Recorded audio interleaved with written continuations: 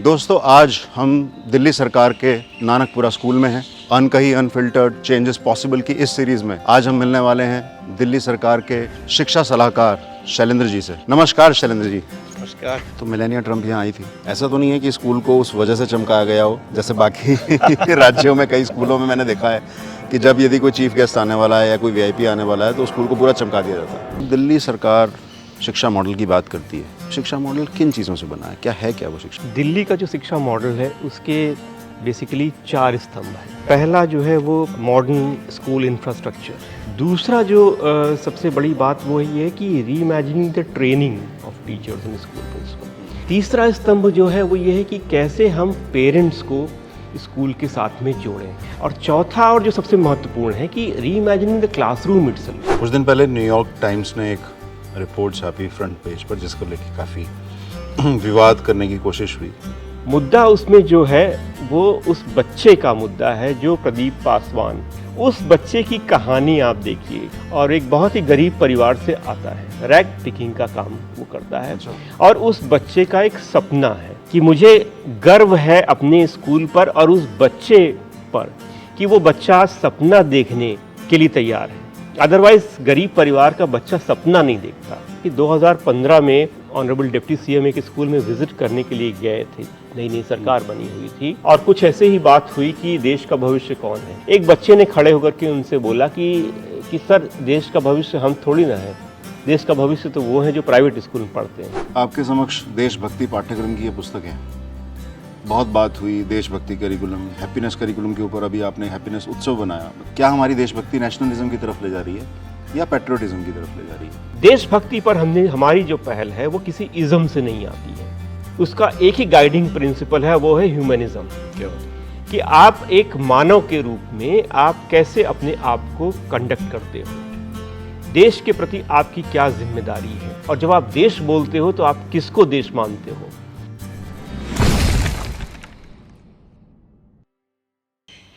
दोस्तों, आज हम दिल्ली सरकार के नानकपुरा स्कूल में हैं। अनकही अनफिल्टर्ड चेंजेस पॉसिबल की इस सीरीज़ में आज हम मिलने वाले हैं दिल्ली सरकार के शिक्षा सलाहकार शैलेंद्र जी से। शैलेंद्र जी ने बहुत खूबसूरत स्कूल चूज़ किया है, और ये वही स्कूल है जहां अमेरिका से मेलानिया ट्रम्प आई थी। काफ़ी खबरों में छा रहा था वो, और आज हम उनसे मुलाकात करेंगे। नमस्कार शैलेंद्र जी। नमस्कार, कैसे हैं शालीन? बहुत अच्छे हैं। आइए, हमारे स्कूल में आपका स्वागत है। बहुत बहुत शुक्रिया। आज हम किस स्कूल में हैं, इस स्कूल के बारे में कुछ बताएं। तो ये जैसा आप जानते हैं, ये सर्वोदय विद्यालय है, कोएड स्कूल है। नानकपुरा मोतीबाग इलाके में ये स्कूल लोकेटेड है, और ये स्कूल में लगभग 800 बच्चे भी पढ़ते हैं। ये उन 54 स्कूल में से है। जब हमारी नई सरकार बनी थी 2015 में, तो 54 स्कूल्स पिकअप किए गए थे, पायलट स्कूल्स। उन पायलट स्कूल्स में से एक ये स्कूल भी है। काफ़ी गौरवशाली इतिहास है इस स्कूल का, बात करते हैं इसके बारे में। बहुत बढ़िया। तो काफ़ी अच्छा इंफ्रास्ट्रक्चर है यहाँ का, और जब हम स्कूलों की बात करते हैं, अलग अलग मसलों पे बात होती है जिसमें इंफ्रास्ट्रक्चर एक बहुत अहम भूमिका निभाता है। ऐसे इस प्रकार के कितने स्कूल्स होंगे जो दिल्ली सरकार ने क्रिएट किए हैं? क्या वो 54 पे रुके हुए हैं हम, या आगे बढ़े? नहीं, बिल्कुल 54 स्कूल तो पहले साल में ही डिसाइड कर लिए गए थे 2015 में। उसके बाद 450 स्कूलों में 20,000 कमरे पिछले 7 साल के दौरान में बनाए गए हैं। ये बन चुके हैं? बिल्कुल बन चुके हैं, और वो यूज़ हो रहे हैं with state of the art infrastructure, जिसमें लैब्स हैं, लाइब्रेरीज़ हैं, तमाम सारे स्कूलों में स्विमिंग पूल है, स्पोर्ट्स फैसिलिटीज़ हैं।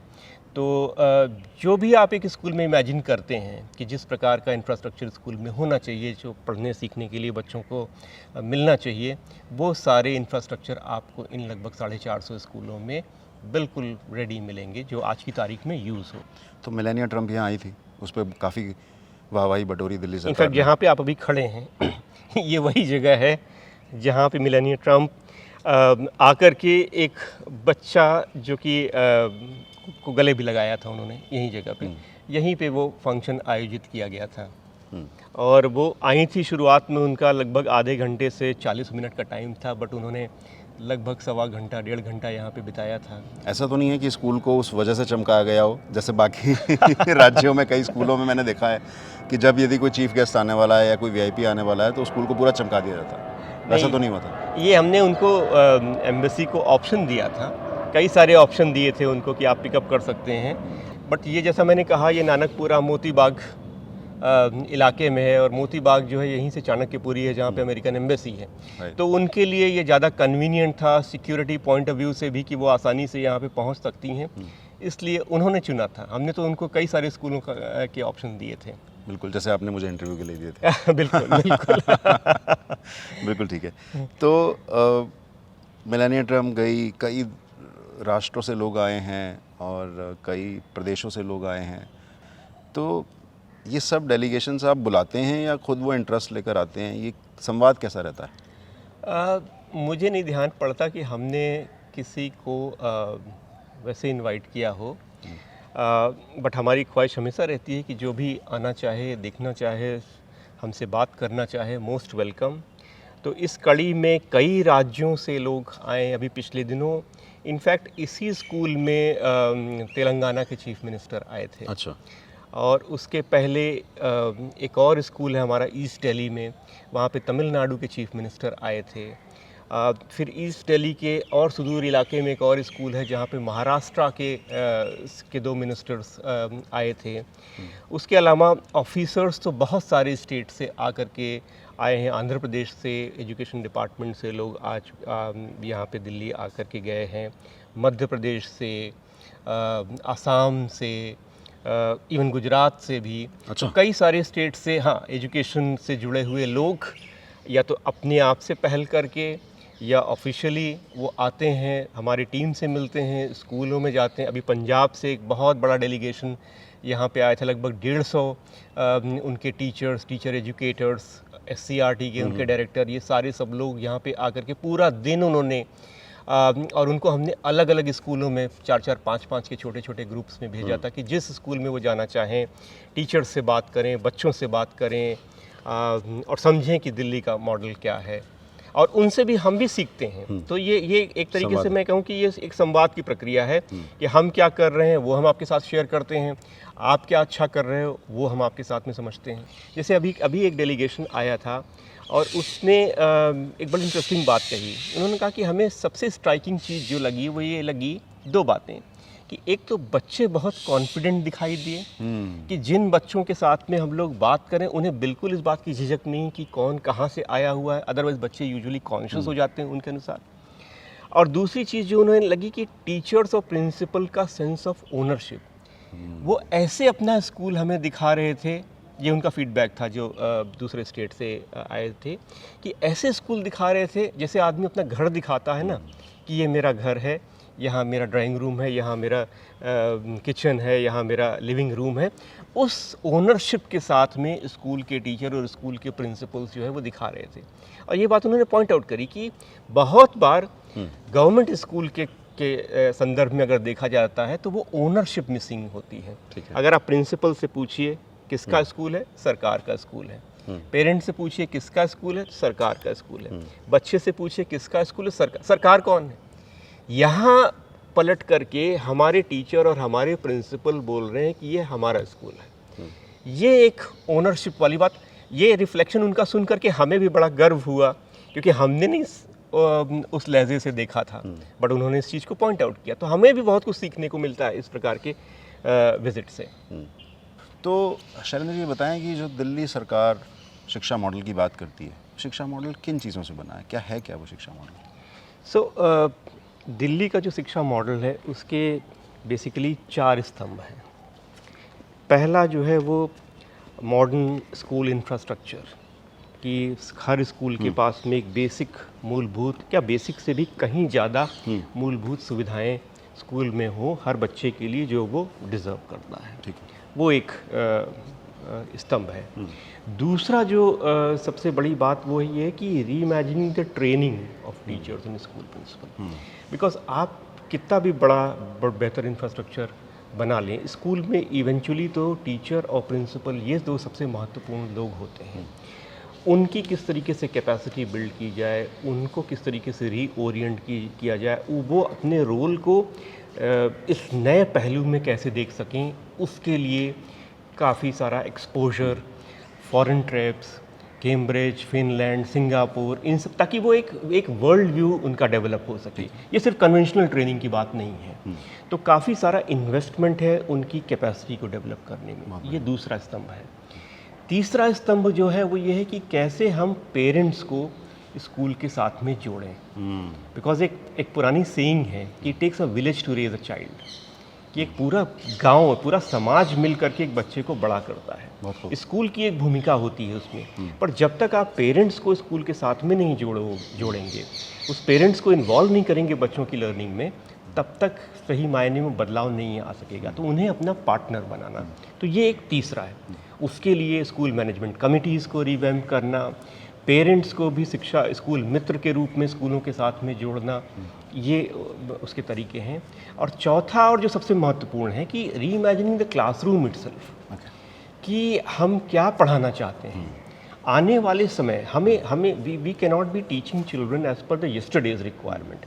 हमें तो आगे देखना है कि आने वाले समय में, भविष्य में इस बच्चे को हम कैसे तैयार करेंगे। तो उसके हिसाब से रीइमेजिनिंग द क्लासरूम इटसेल्फ, नए प्रकार के करिकुलम लॉन्च करना। तो जैसे आपने देखा होगा, हमने 3 माइंडसेट करिकुलम लॉन्च करें, हैप्पीनेस, एंटरप्रेन्योरशिप माइंडसेट करिकुलम और देशभक्ति करिकुलम। तो ये करिकुलम हमने लॉन्च किए वहाँ पे। बिकॉज एजुकेशन को अगर आप देखें ध्यान से तो ये इसके 3 भाग होते हैं, knowledge building, skill building and attitude building. So knowledge, skills and attitude, ये तीनों का सम्मिश्रण होता है एजुकेशन के लिए। हमारा जो कन्वेंशनल मॉडल स्कूल एजुकेशन का जो चल रहा है, उसमें बहुत ज़्यादा इम्फोसिस ऑन नॉलेज एक्विजिशन है। स्किल और एटीट्यूड या वैल्यूज़ कहीं पे बैक सीट लेते रहे हैं। तो अगर एक बैलेंस्ड पर्सपेक्टिव की अगर हम बात करें तो हमें इन तीनों पे काम करना होगा। तो नॉलेज के लिए हमारे पास में तरीका है कि टीचर्स किस तरीके की नई नई पेडागोजीज़ को अडॉप्ट करें, उनकी कैपेसिटी किस तरीके से बिल्ड हो। स्किल्स के लिए बहुत सारे छोटे छोटे इनिशिएटिव्स स्कूल के अंदर, बच्चे हाथ से कौन कौन सी चीज़ों के बारे में काम करें, जैसे नई तालीम में महात्मा गांधी ने जिन चीज़ों का जिक्र किया है, और वैल्यूज़ और एटीट्यूड कैसे बिल्ड किया जाए, जो कि इस माइंडसेट करिकुलम के द्वारा। तो ये 4 चीज़, यानी infrastructure, teachers and principles, training and capacity building, building linkages with communities including parents, and reimagining the classroom and learning itself. तो ये 4 स्तंभ हैं दिल्ली के शिक्षा मॉडल को, जो इसको डिफाइन करते हैं। तो थोड़ा विस्तार से समझाइए आपने इसको। जी, आइए बैठिएगा। Thank you. अच्छा, ये बताएं कि हम लोगों ने बहुत बार सुना है मीडिया में और अलग अलग रिपोर्ट्स में कि पहले जो बच्चों का रिज़ल्ट था वो उससे अब रिज़ल्ट बहुत बेहतर हुआ है, लेकिन इसके पीछे क्रिटिसिज्म भी है। ये कहा जाता है कि आप 9वीं में ही, बहुत सारे बच्चे ऐसे हैं जो स्कूल छोड़ देते हैं, तो 10वीं में बहुत रिफाइंड वो बच्चे जाते हैं जो अच्छा परफॉर्म कर ही रहे हैं। सिमिलरली 11वीं से 12वीं में वो बच्चे जाते हैं जो अच्छा परफॉर्म कर रहे हैं। एक बहुत बड़ा नंबर ड्रॉप आउट बच्चों का है, जिसके ऊपर बात नहीं हो रही है। तो जो बच्चे अच्छा परफॉर्म कर रहे हैं उनका रिज़ल्ट भी अच्छा ही जाता है, ऐसा कुछ है क्या? और ये रिज़ल्ट कितना बदला है? देखिए, जैसे पहले जो रिज़ल्ट थे 12वीं के हमारे, वो 84%, 88%। पहले मतलब 2015 के पहले। 15 के पहले। उसके बाद हमने 2018 में हमने 90% क्रैक किया। तो अच्छा। ये इम्प्रूवमेंट लगातार रहा। इस बार का भी 2022 का भी जो रिज़ल्ट अभी आया, वो 12वीं में हमारे लगभग 98% बच्चे जो हैं वो पास हुए हैं। पर हाँ, ये जो अब बात आप कह रहे हैं कि बहुत बार ये क्रिटिसिज्म होता है कि कुछ बच्चों को पहले ही रोक लिया गया और उसकी वजह से ये रिज़ल्ट इम्प्रूव हुआ, तो मुझे नहीं लगता कि ये इसमें कोई सच्चाई है। इनफैक्ट इसको थोड़ा समझने की ज़रूरत है कि ये जो पूरा कोहोर्ट होता है 9वीं से 12वीं तक का, उसको हमें देखना है चाहिए। क्योंकि होता क्या रहा है हमेशा से ही कि 2010 के बाद से तो ख़ास तौर से कि बिकॉज नो डिटेंशन वाला component right to education act में आ गया, तो एज अ रिज़ल्ट 8वीं तक की बच्चा ऑटोमेटिकली नेक्स्ट क्लास में प्रमोट हो जाता है। 9वीं क्लास उसकी जो है वो पहली क्लास होती थी जहाँ पे कि उसको पास या फेल में डिसाइड होता था।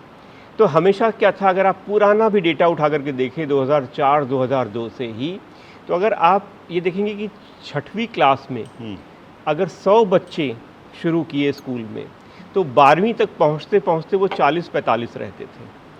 क्यों ऐसा होता था? वो इसलिए होता था कि वो अलग अलग चरण पर जो है वो पुश आउट या ड्रॉप आउट होते रहे। 2010 के बाद क्या होने लगा कि ये सारा का सारा सेगमेंट 9वीं में पहुंच जाता था। अब 9वीं के बाद 9वीं में पहली बार कुछ बच्चे क्लियर नहीं कर पाते। In fact to our shock we discovered in 2016 कि नियरली 50% बच्चे पिछले कई सालों से 9वीं क्लास में फेल हो रहे थे, लिहाजा वो हेल्ड बैक कर लिए जाते थे क्लास में और फिर उसके बाद आगे जाते थे। तो अगर मैं मोटा मोटा आंकड़ा आपके साथ में शेयर करूं तो कुछ इस तरीके की सिचुएशन थी हिस्टोरिकली टिल 2015-16 कि लगभग 27% बच्चे 9वीं से 12वीं के बीच में वो फेल होते थे, टोटल क्यूमुलेटिव। बिकॉज आप 10वीं का रिजल्ट 12वीं का रिजल्ट अलग अलग करके देखेंगे तो कभी आपको पूरी तस्वीर नहीं मिलेगी। क्योंकि अलग अलग पॉलिसीज़ की वजह से कि कभी 10वीं कंपलसरी बोर्ड था, कभी नहीं था, कभी इंटरनल असेसमेंट का सीबीएसई ने अलग से उसका हिसाब किताब होता था, कभी उसको क्लब कर देंगे बाकी के साथ में। तो इसलिए मार्किंग पैटर्न भी बहुत डिफाइन करता था कि कितने बच्चे पास होंगे, कितने नहीं होंगे। So the better way to look at is कि look at the 9th to 12th because that is going to answer the criticism that you are talking about. और उसमें हमने ये पाया था कि 27% बच्चे लगभग क्लोजली वो फेल हुआ करते थे और उसमें से मात्र 50% बच्चे वापस सिस्टम में अगले साल दिखाई देते थे। हमने जब इसमें गहराई से घुसे तो ये 27% से घट करके 2018 तक में 22% हो गया, यानी मात्र 22% बच्चे फेल हो रहे थे और 60% बच्चों को हम वापस रिटेन कर पा रहे थे। अच्छा भाई, आप हिस्टोरिकल लिगेसी को आप एक दिन में नहीं चेंज कर सकते हो, ठीक बात। लेकिन आप उसकी प्रॉब्लम की जड़ में घुस करके कि प्रॉब्लम कहाँ है, फोकस्ड क्लासेस शुरू हुई हमने जूनियर क्लासेस में। बिकॉज अब एक दिन में अब बच्चा 9th में पहुंच गया और अगर उसको पढ़ना ही नहीं आया, और इसका सबसे बड़ा उदाहरण ये था कि 2016 में माननीय शिक्षा मंत्री जी मनीष सिसोदिया जी के आदेश पर सभी टीचर्स ने खुद क्लास 6 में आने वाले बच्चों का बेसिक असेसमेंट किया। अच्छा। और ये पाया कि लगभग 76% बच्चे जो 6वीं क्लास में थे वो अपने क्लास की किताब का एक पैराग्राफ नहीं पढ़ सकते। अच्छा। तो अगर ये स्थिति है कि 6वीं तक पहुंच करके बच्चा पढ़ना नहीं जानता है तो वो 2 साल उसके पूरे सिलेबस को फॉलो करते हुए वो आगे एकदम तैयार हो जाएगा, ऐसा बहुत मुश्किल हो जाता है। तो हमने 6वीं से ही कार्यक्रम शुरू किया। एक चुनौती करके प्रोग्राम था कि आइडेंटिफाई चिल्ड्रन जो इस बैकलॉग के साथ आगे की क्लास में आ गए हैं, उनको फोकस्ड सपोर्ट दिया जाए और उनको हम लोग आगे और तैयार कर सकें। जो बच्चे 9th में आकर के फेल हो गए उन्हें इस बात का ऑप्शन दिया जाए कि उन्हें NIOS के माध्यम से जोड़ा जाए ताकि वो अपने चॉइस का सब्जेक्ट्स ले सकें। NIOS के national institute of open schooling, कि वो एक अलग एक बोर्ड है। बिकॉज हमारे स्कूल CBSE बोर्ड से एफिलिएटेड है और CBSE बोर्ड की ये अनिवार्यता है कि आपको 5 विषय में, यानी कि 2 लैंग्वेज हैं, हिंदी और इंग्लिश यूजुअली लेते हैं, मैथ, साइंस और सोशल साइंस, इन 5 विषय में एक सिटिंग में आपको पास होना होगा। और अगर आप इसमें से एक भी विषय में पास नहीं होते हो तो आप एट द मोस्ट सप्लीमेंट्री ले सकते हो, पर अगर आप फिर भी नहीं पास हुए तो you will be held back.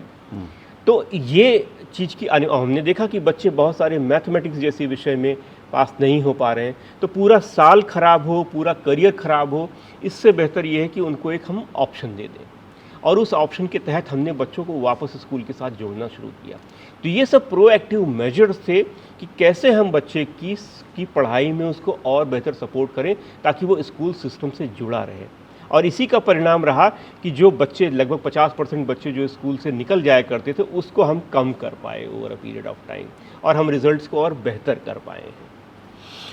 तो सरकार में हम जब भी बात करते हैं, नंबर्स की बात करते हैं, ख़ासतौर से परसेंटेज में बात करते हैं, और हम भूल जाते हैं कि ये सब ज़िंदगियाँ भी हैं अमूमन। अब आज शायद रिज़ल्ट 98% ऐसा ही है? जी तो 2% बच्चे, मतलब यदि हमारे स्कूल्स में 18 लाख के आसपास बच्चे हैं तो 2% मतलब करीब करीब 36,000 बच्चे यदि ड्रॉप आउट हो रहे हैं, 36,000 बच्चे यदि फेल हो रहे हैं तो उनके ड्रॉप आउट होने की संभावना बढ़ जाती है। इन 36,000 ज़िंदगियों का क्या इनसे कभी बात हुई या इनके बारे में कभी सोचा गया, इनके बारे में कोई स्ट्रेटजी बनी? इसको कैसे देखते हैं? इनफैक्ट जब 2019 में हमने 98% रिज़ल्ट क्लॉक किया था, तो उसमें से टॉपर स्टूडेंट्स, जिन बच्चों ने बहुत अच्छा परफॉर्म किया था, उन सभी बच्चों को एक बार माननीय मुख्यमंत्री जी ने अपने यहाँ बुलाया ओवर डिनर और उनके साथ बातचीत करी। और उस मीटिंग के बाद में फिर एक और बात निकल कर के आई, डिप्टी सीएम सर का डायरेक्शन आया कि हमने 98% जो बच्चे पास हुए हैं उनकी तो हमने पीठ थपथपा दी, जिन्होंने टॉप किया है उसको भी हमने शाबाशी दे दी। बिल्कुल। आइए हम समझते हैं कि वो जो 2% है जो नहीं पास हुए, हम उनसे भी बात करते हैं। अच्छा, उनसे भी मिले? जी। अच्छा। तो डिप्टी सीएम सर ने उनको सेक्रेटेरिएट बुलाया, कुछ बच्चों को, और उनसे समझने की कोशिश करी कि कहाँ पे हमसे चूक हो गई, कि हमारी सभी कोशिशों के बावजूद हम और क्या बेहतर कर सकते थे। तो we were not putting the onus on children. Usually क्या होता है कि जब रिज़ल्ट अच्छा आता है, जिसने अच्छा परफॉर्म किया है सब लोग उससे मिल रहे होते, उसकी तारीफ़ हो रही होती है, बट जो नहीं परफॉर्म कर पाया है उसमें वो आइसोलेट हो जाता है। यही एक कारण होता है तमाम बार कि बच्चा फिर वापस वो पलट करके आता भी नहीं है। बिल्कुल। तो इन बच्चों से, इन 2% बच्चों से भी माननीय उप मुख्यमंत्री जी ने मुलाकात करी, और मुझे अभी भी ध्यान है उसमें से बहुत सारे कारण उसके निकल करके आए कि क्यों बच्चे फेल हुए। कि वो या तो किसी अपने दोस्त की देखा देखी उसने ऐसा सब्जेक्ट ले लिया, या उसके पेरेंट्स की अपनी कुछ अपेक्षाएं इच्छाएं थी जिसकी वजह से, जिसके बोझ के तले उस बच्चे ने वो निर्णय ले लिया और वो फिर उसको नहीं अच्छे से कर पाया। और मुझे ध्यान है एक बच्चे का बहुत अच्छी तरीके से, उस बच्चे से जब सर ने पूछा कि बेटा आपका सब्जेक्ट क्या था 12वीं में, वो बच्चा अपने 5 सब्जेक्ट नहीं बता पाया, उसका नाम नहीं बता पाया, सब्जेक्ट्स का भी नाम नहीं बता पाया। ऐसा? और हम सब लोग देख रहे थे उस चीज़ को। तो सर ने पूछा अच्छा ये बताओ तुमको क्या अच्छा लगता है करना? तो उस बच्चे ने कहा कि सर मुझे ना गाना गाना अच्छा लगता है। तो सर ने पूछा कि सुनाओगे गाना? तो कहा हाँ सुनाऊंगा। तो सर ने कहा कि तो कुछ क्या सुनाओगे? तो उस बच्चे ने कहा आप क्या सुनना चाहेंगे? अरे वाह, ऐसा कॉन्फिडेंस। नाउ 2 मिनट पहले तक की जो बच्चा आंख में आंख नहीं मिला सक रहा था, उसको अपने 5 सब्जेक्ट बताने में फंबल कर रहा था, सडनली जैसे गाने की बात हुई, एक अलग ही कॉन्फिडेंस उस बच्चे के चेहरे पर, और वो डिप्टी सीएम की आंख में आंख मिला करके कहता आप क्या सुनना चाहोगे? और सर ने बोला कि कुछ गज़ल, और उसने 2 लाइन गाई। उसके बाद वो बच्चा वही बच्चा नहीं था, वो बिल्कुल अलग बच्चा था। तो ये खैर ये बात हुई, मीटिंग ख़त्म हुई, हम लोग गए, रास्ते में सर ने लिफ्ट में कहा कि देखो अब मुझे समझ में आया कि बच्चा फेल नहीं होता, हम फेल होते हैं। हमारे पास कोई तरीका नहीं है इस बच्चे के टैलेंट को आइडेंटिफाई कर पाना और नर्चर करना, और हम इसके ऊपर फेलियर का तमगा लगा करके इसको छोड़ दे रहे हैं। ये हमारी नाकामी है, इसको हमें ठीक करने की ज़रूरत है। तो क्या हुआ फिर उसका? तो फिर उसके बाद हम लोग बैठे, इत्तेफाकन उसके साल भर बाद नई शिक्षा नीति भी आई, कुछ उसमें भी चर्चा हो रही थी कि टैलेंटेड और गिफ्टेड बच्चों के लिए हम और क्या कर सकते हैं। तो हमने फिर बैठ करके डिसीजन लिया कि हम स्कूल ऑफ स्पेशलाइज्ड एक्सीलेंस बनाएंगे। अच्छा। जिसमें हर बच्चे के टैलेंट को मैप करके, उसके एप्टीट्यूड को समझ करके उसको प्रोत्साहन दिया जाए कि वो अपने टैलेंट और एप्टीट्यूड की तरफ के अनुसार अपना स्पेशलाइजेशन चुन ले। तो हमने 4 प्रकार के स्कूल सेटअप किए। एक स्कूल स्टेम के लिए, साइंस टेक्नोलॉजी इंजीनियरिंग मैथमेटिक्स। दूसरा स्कूल हमने ह्यूमैनिटीज़ के लिए। तीसरे सेट ऑफ स्कूल्स हमने सेटअप किए high end 21st century skills, कि अब दुनिया किस दिशा में जा रही है, हमें robotic, machine learning, artificial intelligence, इन सब दिशा में जब जा रही है तो हम अपने बच्चों को आज ही उस आने वाले समय के लिए कैसे तैयार करें। तो ये तो हुए 3 प्रकार के स्कूल। हमने चौथे प्रकार का स्कूल उसमें ऐड किया, परफॉर्मिंग एंड विजुअल आर्ट। ये उस बच्चे की कहानी से इंस्पायर्ड था Right. कि हम उन बच्चों को जो विजुअल एंड परफॉर्मिंग आर्ट के किसी भी जॉनर में एक स्पेशल टैलेंट रखते हैं उनके लिए भी स्कूल सेटअप करें। तो ऐसे हमने पिछले 2 सालों में 30 स्कूल सेटअप किए हैं, स्कूल ऑफ स्पेशलाइज्ड एक्सीलेंस, जिसमें अलग अलग संख्या है। 12 स्कूल स्टेम के हैं, 4 schools performing and visual arts के हैं, उसी तरीके से हाई एंड 21st सेंचुरीज और ह्यूमैनिटीज़ के हैं कि अब 8वीं के बाद हर बच्चा अपनी दिशा खुद तय कर सकेगा। इस तरीके से हमने फिर एक रोड मैप तैयार किया, बट ये हम सफलता से प्रेरित होकर के नहीं, बल्कि अपनी असफलता से सीखते हुए कि कहाँ पे ये 2% बच्चे रह जाते हैं, हम उन्हें और कैसे बेहतर अपॉर्चुनिटीज़ दे सकते हैं, उसने हमें इंस्पायर किया कि हम तो इस प्रकार के इसके स्कूल बनाएं। फॉलोअप में 2 क्वेश्चंस हैं। एक तो ये कि क्या जो SOSEs आपने बताया, ये इन्हीं 4 किस्म के SOSEs रहेंगे या इसमें आप कुछ बदलाव लाएंगे या और कुछ किस्म इसमें जोड़ेंगे? दूसरा सवाल कि मेरी जानकारी के हिसाब से, मैं गलत भी हो सकता हूँ, कुछ RPVV जो हमारा बड़ा सक्सेसफुल मॉडल था, जिसको हम बहुत गाते थे, बताते थे कि राष्ट्रीय प्रतिभा विकास विद्यालय, उनको भी SOSEs में कन्वर्ट किया गया। तो वो तो एक बहुत सक्सेसफुल मॉडल था, उसको तो तारीफ बटोर रहा था, उससे बच्चे बहुत प्रभावित थे, वहाँ पे एडमिशन्स लेना बहुत मुश्किल होता था, मतलब मैंने ऐसी कहानियाँ भी सुनी। उसको क्यों तब्दील किया गया? मतलब ऐसा स्कूल भी तब्दील किया जा सकता था जो कोई किसी और किस्म का होता। अपने सक्सेसफुल मॉडल को कौन बदलता है? तो ये 2 सवाल हैं। तो मैं पहले तो आपके पहले पार्ट का जवाब देता हूँ। हमने जो ये 4 प्रकार के स्पेशलाइजेशन के स्कूल हमने शुरू किए हैं, और आइडिया ये है कि ये चारों स्पेशलाइजेशन हर जोन में हो, ताकि हर बच्चा जो इन 4 में से किसी एक में भी जाने का इंटरेस्ट या एप्टीट्यूड रखता है, उसे अपने ही जोन में या अपने ही डिस्ट्रिक्ट में उसको जाने का मौका मिल सके। और 5वां हमने इसमें स्कूल ऐड किया हुआ था armed force preparatory school. Okay. वो सिर्फ एक ही स्कूल पूरी दिल्ली में बनाया हुआ है, झरोड़ा कला में। उसका पहला बैच अभी शुरू कर रहा है। वो रेसिडेंशियल स्कूल है, जहाँ पे वो बच्चे जो आर्म्ड फोर्स में ज्वाइन करना चाहते हैं अपनी स्कूलिंग के बाद में, उनको तैयारी करने का और उनकी प्रिपरेशन के लिए वो रहेगा। तो बेसिकली हमारे पास 5 प्रकार के स्कूल हो गए, 4 तो हर जोन में होंगे और एक पूरी दिल्ली का एक जो कि रेसिडेंशियल है, जो आर्म्ड फोर्स प्रिपरेटरी स्कूल के लिए। अब मैं आता हूँ आपके दूसरे पार्ट पे, जो आपने RPVV के विषय में पूछा। बिल्कुल सही, ये सवाल हमें एक हमारी मीटिंग भी की, हमारे पेरेंट्स के संवाद में भी किसी पेरेंट ने पूछा था कि आप एक अच्छे खासे चलते हुए मॉडल को आप क्यों तब्दील कर रहे हैं। इसका हिस्टोरिकल कॉन्टेक्स्ट समझना पड़ेगा हमको। राजकीय प्रतिभा विकास विद्यालय 1997 में शुरू किए थे, 3 स्कूलों से उसकी शुरुआत हुई थी, और 2021 तक पहुँचते पहुँचते मात्र 22 स्कूल पूरी दिल्ली में थे।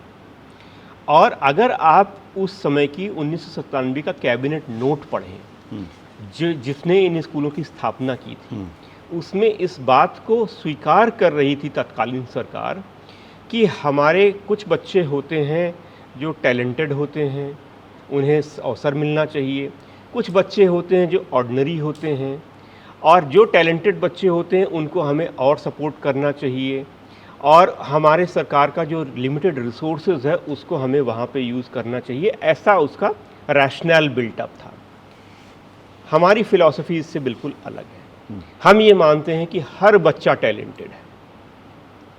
हर बच्चे को अगर उसका उचित अवसर मिले तो वो बच्चा अपने चोजन फील्ड में परफॉर्म कर सकता है। तो हम बच्चे और बच्चे में भेद नहीं करते। ये सबसे पहली चीज़ है। ठीक है। दूसरी, जिस लिमिटेड रिसोर्स का हवाला तत्कालीन सरकार ने 1997 में दिया था, हम उसे नहीं मानते। हमारी सरकार ने पहले दिन से ही शिक्षा का पूरे बजट का 1/4 हिस्सा जो है वो शिक्षा के लिए आवंटित कर दिया था। तो हमें नहीं लगता कि रिसोर्स की कमी की वजह से हम बच्चे और बच्चों में भेद करें। जो 22 स्कूल 20 साल में बन के तैयार हुए, वैसे हम 450 स्कूल मात्र 7 साल में बना करके रेडी कर चुके हैं। तो हमने वो अवसर सभी बच्चों को देने के लिए हम सक्षम हैं, और हम वो कर भी पा रहे हैं। अब आते हैं इसके आउटकम पर।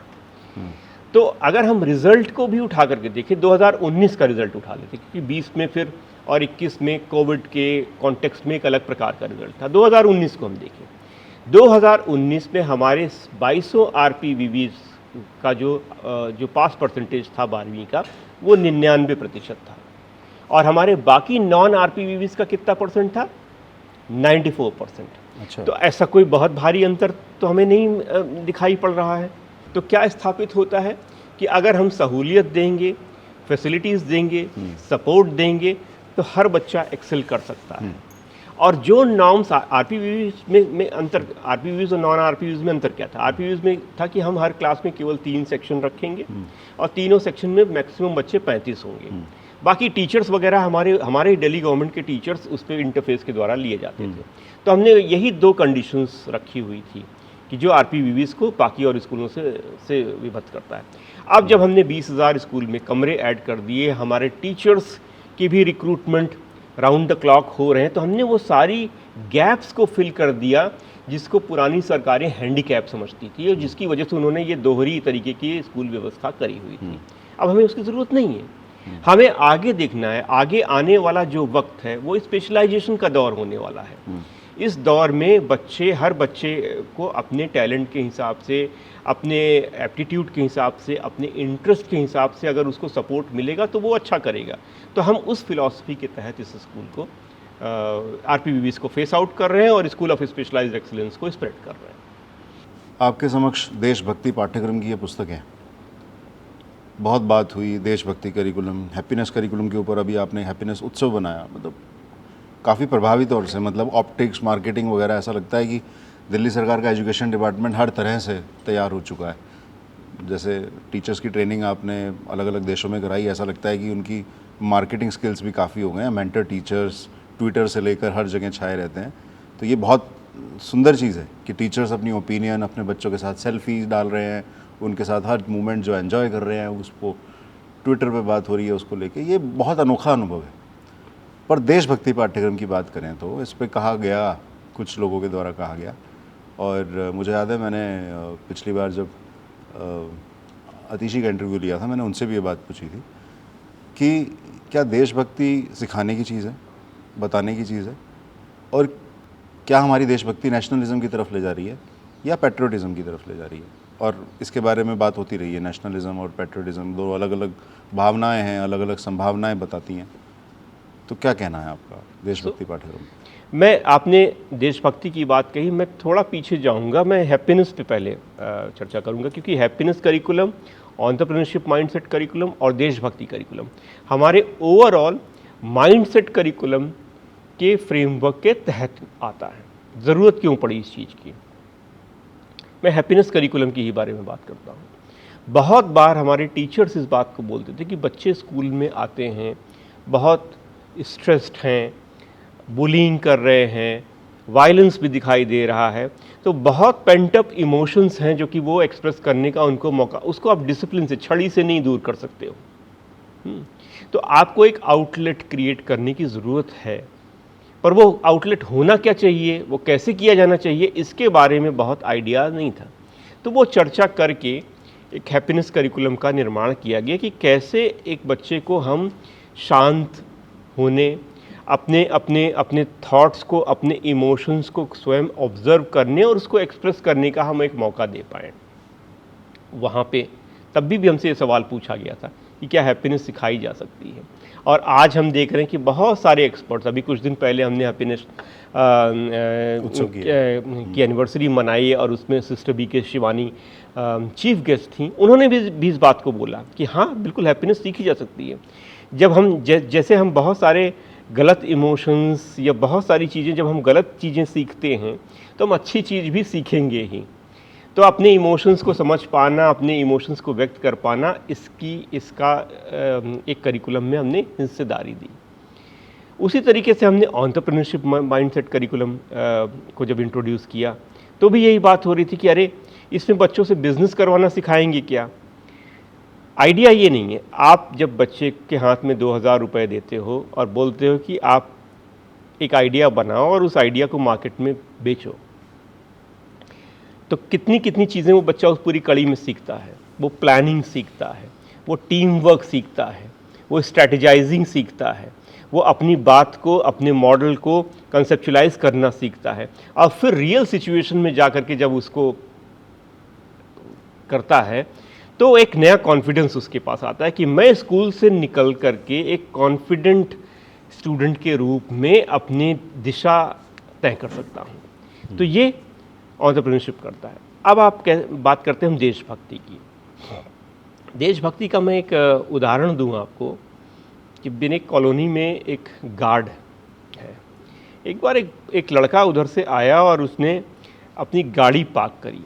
वो लड़का कॉलोनी में ही, हम सब जानते हैं उसको, वो दिल्ली के अगर आप चुनिंदा 5 टॉप स्कूल्स की बात करें तो उसमें से कहीं से पढ़ा हुआ था। उसने अपनी गाड़ी टेढ़ी मेढ़ी तरीके से लगाई तो ये गार्ड ने जाकर उससे पूछा कि तुम इसको सीधा कर दो, यहाँ पे अदरवाइज़ बाकी लोग आएंगे, उनको वो कहाँ लगाएंगे। और वो कुछ डांट करके उसको चला गया। और ये गार्ड भुनभुना रहा था बाद में कि इतना पढ़ लिख करके भी इसको तमीज़ नहीं आई कि एक तो सब लोगों का रास्ता रोक रहा है, ऊपर से बड़े से बात कैसे की जाती है, इसको ये तमीज़ नहीं। और मैं देख रहा था इस चीज़ को एंड आई आस्क्ड कि सोचो एक गार्ड, मैंने उससे बात की बात में मैंने कहा दादा आप स्कूल गए थे क्या? कहता नहीं। तो मैंने कहा आपको क्यों लगता है कि स्कूल में ये चीज़ सिखाया जाए? तो उसने कहा जब स्कूल अगर ये नहीं सिखाता तो फिर क्या सिखाता है? मतलब can you imagine a person saying this who himself has never been to school? तो एक उस व्यक्ति की क्या अपेक्षा है कि एक जो स्कूल से निकला हुआ बच्चा है उसके पास इतनी तो सिविक सेंस होनी चाहिए ना कि वो अपने बारे में ही सिर्फ ना सोचे, अपने आस पड़ोस और अपने इन्वायरमेंट के बारे में भी सोचे। बट स्कूल सिस्टम में हमारे इसके लिए कोई जगह नहीं हुआ करती थी। तो जब देशभक्ति का निर्माण करने का decision honourable deputy CM sir ने लिया तो उनके पीछे मंशा ये थी, आपने अभी नेशनलिज्म और पेट्रियाटिज्म की बात कही।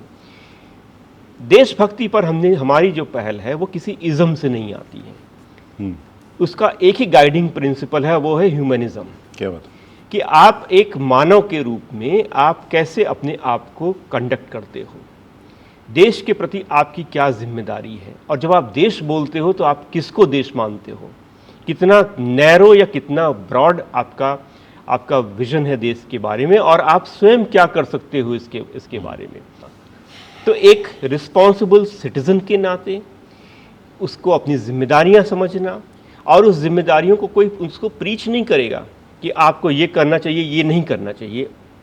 आप स्वयं सर्च करें, आप स्वयं देखें, और इस क्रिटिकल रिफ्लेक्शन की ट्रेनिंग हमें अपने बच्चों में देनी होगी ताकि कोई उन्हें बरगला न पाए बाद में कि किसी और के देश की और देश प्रेम की परिभाषा को वो आंख बंद करके न अडॉप्ट कर सके, उसे वो खुद से एनालाइज करने की काबिलियत और क्षमता रखे।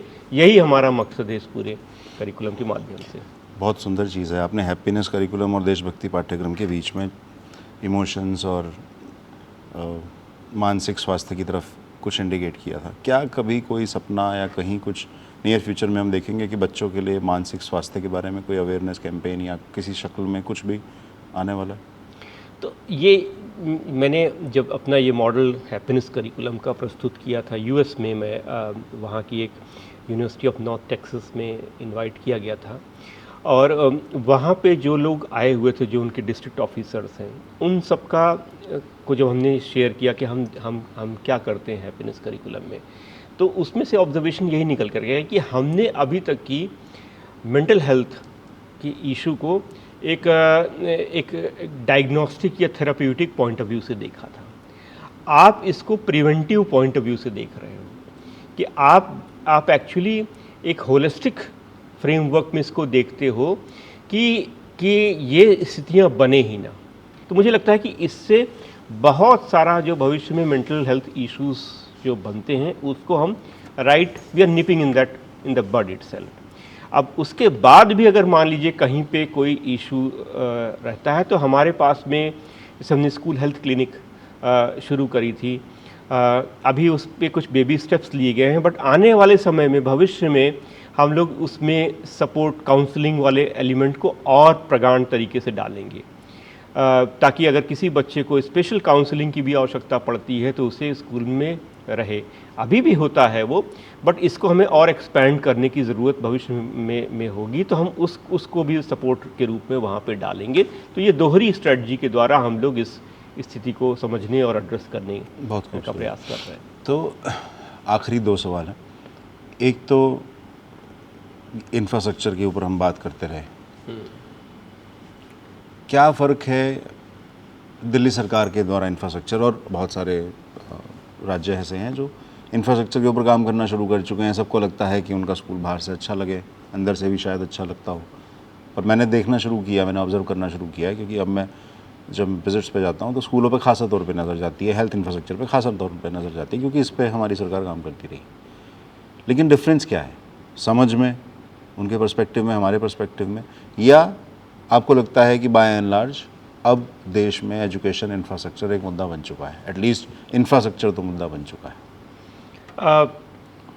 इंफ्रास्ट्रक्चर पहली बात हमारे लिए सिर्फ सिविल वर्क नहीं है। एक घटना आपके साथ शेयर करना चाहूँगा कि 2015 में जब ऑनरेबल डिप्टी सीएम एक स्कूल में विज़िट करने के लिए गए थे, नई नई सरकार बनी हुई थी, और कुछ ऐसे ही बात हुई कि देश का भविष्य कौन है। एक बच्चे ने खड़े होकर के उनसे बोला कि सर, देश का भविष्य हम थोड़ी ना है, देश का भविष्य तो वो हैं जो प्राइवेट स्कूल में पढ़ते हैं। तो यानी कि क्या हम कर रहे थे अब तक कि हमने 2 तरीके की व्यवस्था बना दी, एक गरीब के लिए, एक अमीर के लिए। और हम स्कूल के अंदर पढ़ाते क्या हैं, सिविक्स की किताब में राइट टू इक्वालिटी।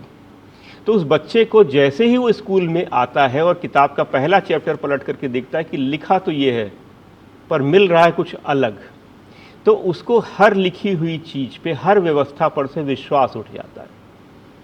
इसलिए बहुत ज़रूरी है कि स्कूल का इंफ्रास्ट्रक्चर ऐसा होना चाहिए कि बच्चे को उस समानता का एहसास हो सके, सिर्फ किताबें न पढ़ाएं। बिकॉज जब बच्चा स्कूल में आकर के सीखता है तो वो सिर्फ किताबों से नहीं सीखता है, वो हर एक चीज़ से सीखता है जो उसको उस स्कूल में मिलती है। और ये बहुत बड़ा फ़र्क, जो मैं आपको जिस घटना का जिक्र कर रहा था पहले, कि जो किसी स्कूल से आए, किसी दूसरे स्टेट से आए हुए एक डेलीगेट ने बताया कि बहुत कॉन्फिडेंट बच्चे महसूस करते हैं। ये कॉन्फिडेंस कहाँ से आता है? क्योंकि उन्हें लगता है कि उन्हें स्पेशल ट्रीट किया जा रहा है। अब ये बच्चे आगे जब पढ़ाई पूरी करके अपनी किसी भी जगह पे जाएंगे तो वो इस चीज़ को अपने साथ में लेकर के जाएंगे।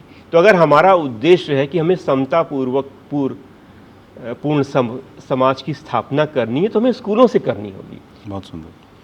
कुछ दिन पहले न्यूयॉर्क टाइम्स ने एक रिपोर्ट छापी फ्रंट पेज पर, जिसको लेकर काफ़ी विवाद करने की कोशिश हुई। कहा गया कि खालिज टाइम्स ने भी वो रिपोर्ट छापी है और वो छपवाई गई है, वो एक पेड न्यूज़ है। तो क्या न्यूयॉर्क टाइम्स पेड न्यूज़ करता है? ये सवाल हालांकि आपके लिए नहीं है, पर ये सवाल सोचने के लिए ज़रूर है। पर आपसे ये सवाल है कि उसको लेके विवाद क्यों हुआ इतना? देखिए, इसीलिए मुझे लगता है देशभक्ति करिकुलम जैसी पाठ्यक्रम की ज़रूरत है कि जो भी बातें कही जाए वो एक लॉजिक और एक समझ के आधार पर हो। और रही बात पेड न्यूज़ अनपेड न्यूज़ की, वो न्यूयॉर्क टाइम्स ने ऑलरेडी क्लैरिफाई कर लिया है, लोग उसको देख सकते हैं। That is not the point. Point वो नहीं है, मुद्दा वो नहीं है। मुद्दा उसमें जो है वो उस बच्चे का मुद्दा है, जो प्रदीप पासवान, जिस बच्चे का जिक्र जो लोग बहस कर रहे हैं, मुझे नहीं पता उसमें से कितने लोगों ने उस आर्टिकल को एक्चुअली पढ़ा है। उस बच्चे की कहानी आप देखिए कि जो इस रिपोर्टर ने उसको कवर किया हुआ है कि ये दिल्ली सरकार के एक स्कूल में पढ़ने वाला बच्चा है और एक बहुत ही गरीब परिवार से आता है, रैग पिकिंग का काम वो करता है। अच्छा। और उस बच्चे का एक सपना है जो कि स्कूल पूरा कर सकता है, और ये बच्चा अपने स्कूल से डिसकनेक्टेड महसूस करता था और आज वो अपने स्कूल जाने के लिए सवेरे 7 बजे रेडी हो जाता है, तैयार हो जाता है। क्या बात है।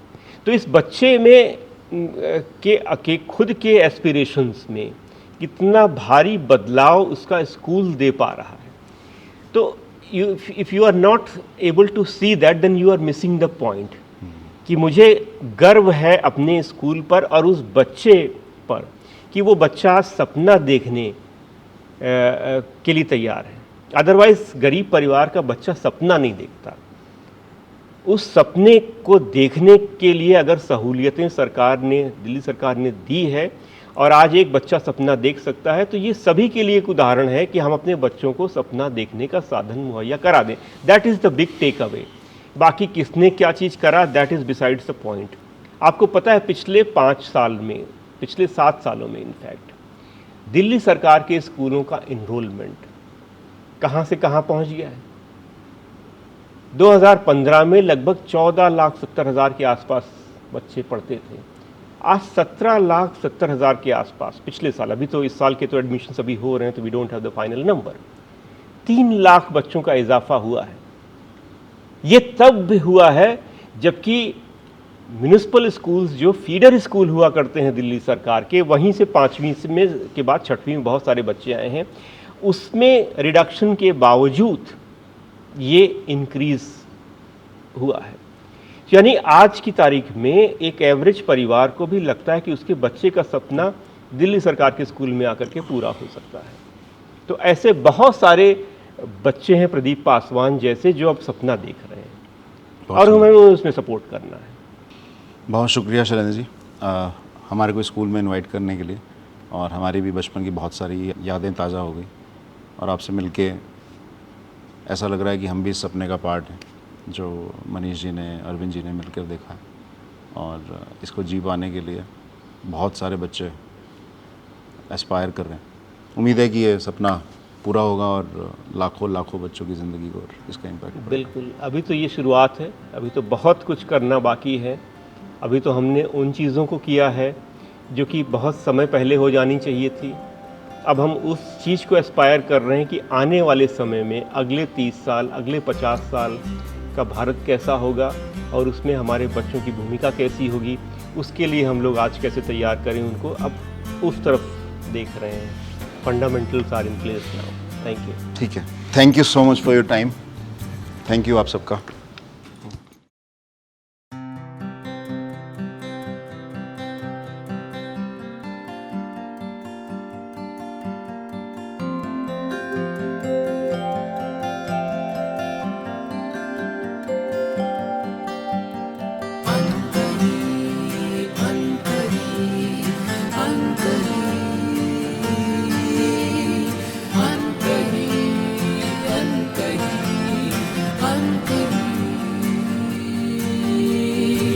अनकही कहानी है एक सूरज के उजियारे की, जो गर्दिश में भी रोशन हो, उस एक अचल सितारे की, जो हर एक दिल में पलते थे वो दबे दबे अरमा कहीं, उनकी मुरझाई सूरत को इन हाथों ने दी जान।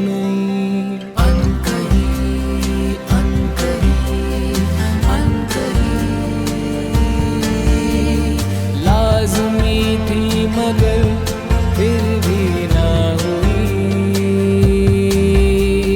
अनकही अनकही अनकही, गुफ्तगू अनसुनी अब वो हो रही।